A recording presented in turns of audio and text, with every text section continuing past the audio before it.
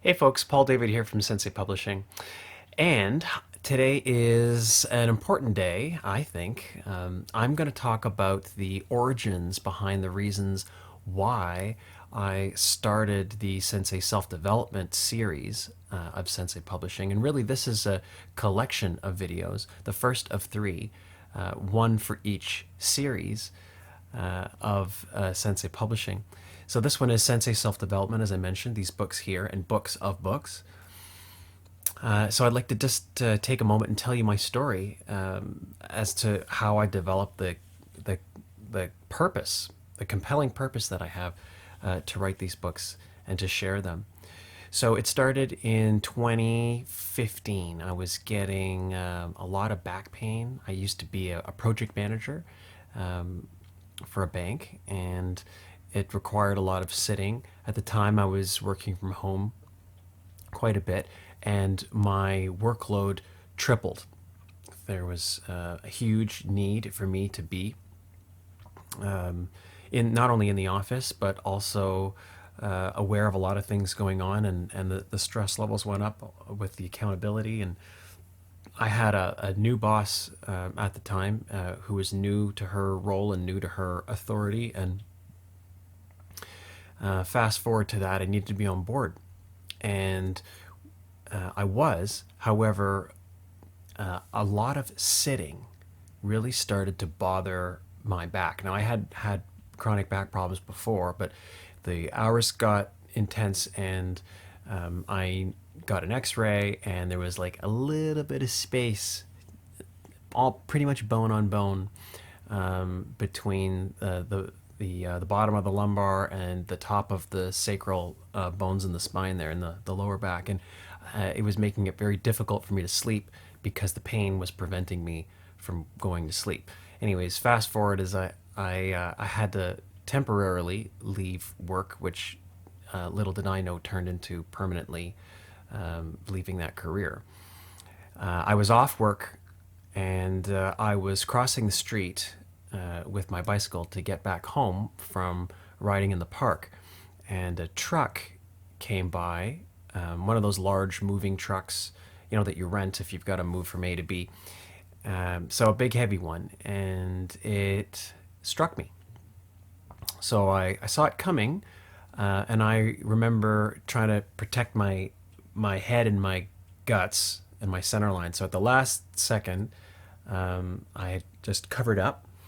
And it was an instinct. I'm a jiu-jitsu black belt since 2010, so this kind of protecting myself physically comes natural to me, or at least reflexive to me. So I had protected myself, and I just shoved my knees into my guts, and I turned myself into a little ball.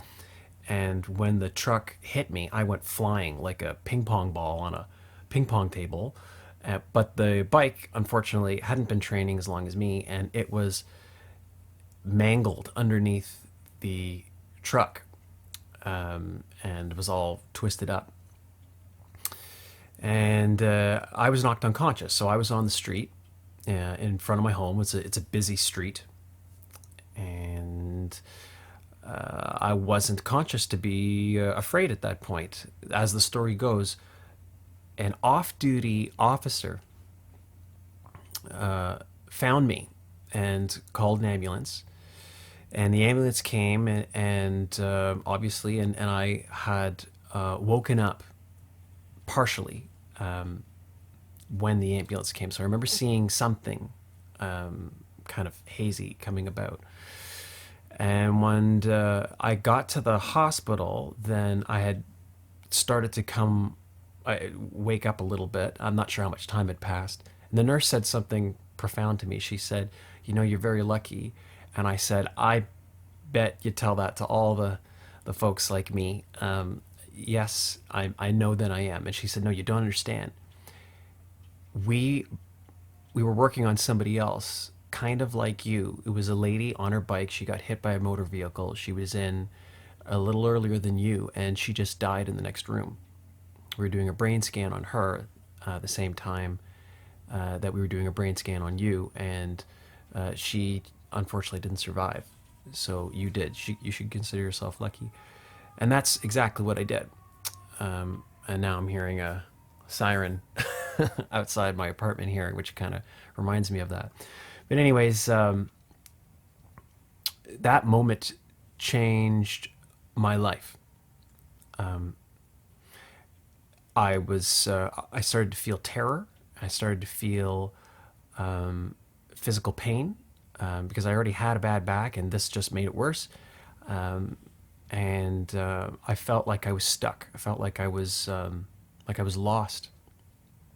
I felt like I couldn't go back to my last job, a career that had been built up for decades, and I wasn't sure what I was going to do. There was a lot of uncertainty, and I was scared.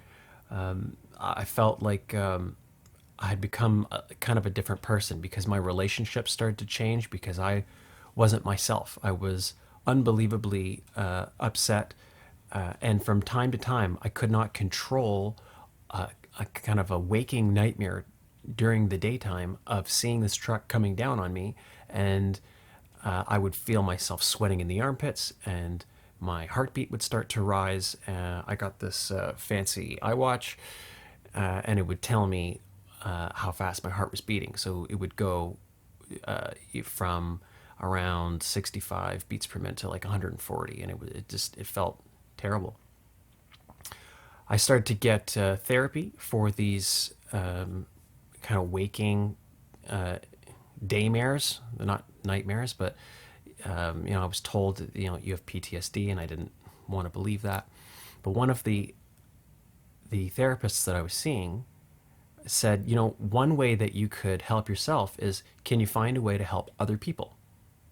And I thought, well, I think that's a whole lot more productive than anything else. Let me think about that. And as time went by, I thought, you know what? Maybe this is my therapy. Why don't I put together a collection of books that can help people with their mental health like I'm helping myself with mine? And I wrote one book called Your Attitude of Gratitude. And I put everything I had into it. And I started to realize that, hey, I think I'm pretty good at this. I think I can help people, and it's also helping me at the same time too. So there's something cathartic about having a compelling purpose, especially when you're trying to add value to other people. And one led to another, and one led to another, and one led to another. And I got better and better and better at it. And I started combining short books into other larger books. And then I started creating guided meditations and leading people to these guided meditations. They don't cost anything. I just put a bunch up there on Insight Timer, and that became a heartwarming thing for me. People started to respond, and the things they would say would really touch me. It was one woman that said, I listened to one of your meditations with my daughter, and I cried in a good way. And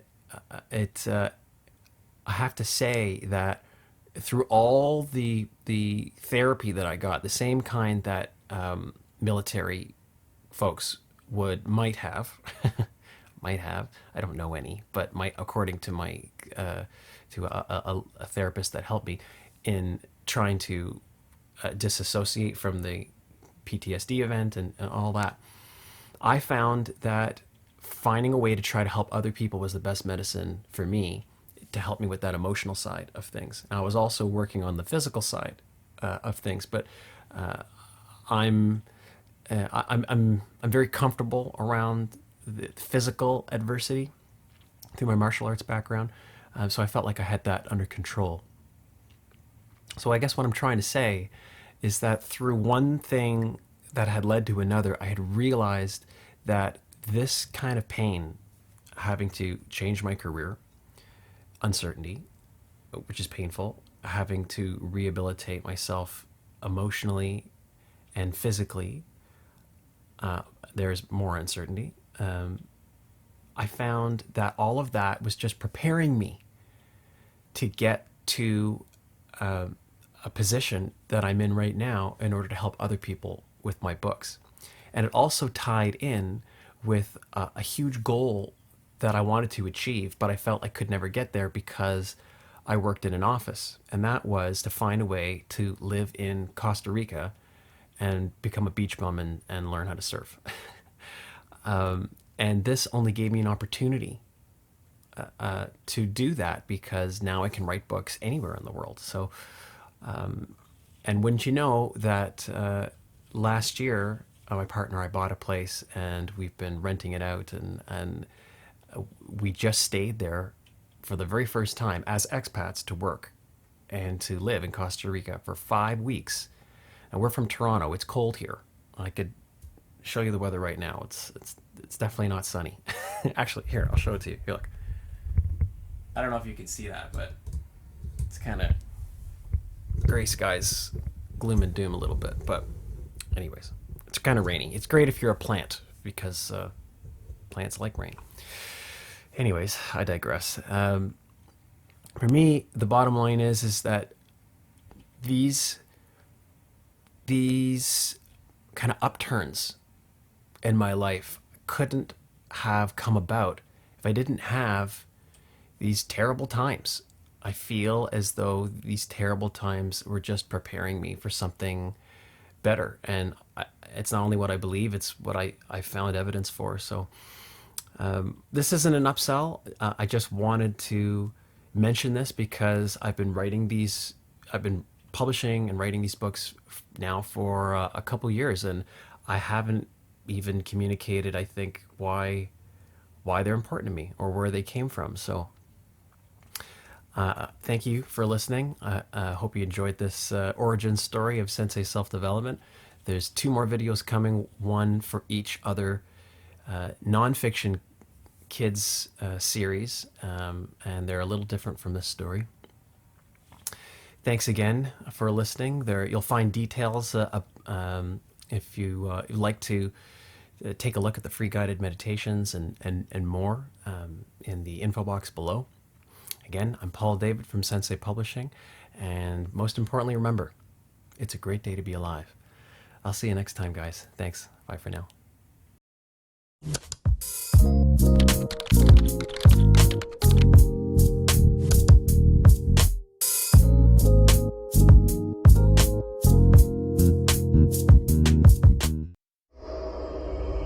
Welcome to Sensei Publishing, creating transformative ebooks and guided meditations for adults and children worldwide.